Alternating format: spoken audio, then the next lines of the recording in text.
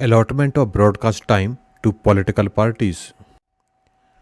Disclaimer: this training material is for use in training of election officials. It should not be referred as guideline of ECI. In case of any variance in this training material, the Commission guidelines, rules, laws shall prevail. Learning outcomes.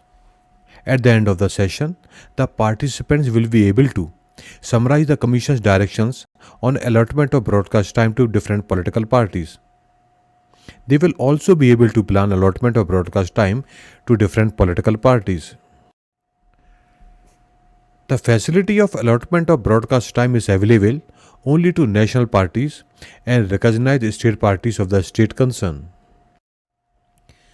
The scheme is available only on government-owned media, that is, Doordarshan and All India Radio.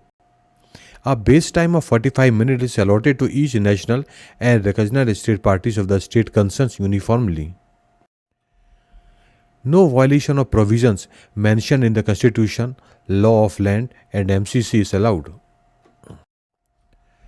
In this education video, we have learned about allotment time to different political parties. If you have any doubt or want any clarification, then you can contact through the mail as shown on the screen. For other videos on rules and regulations, you can visit the web address as shown. Thank you.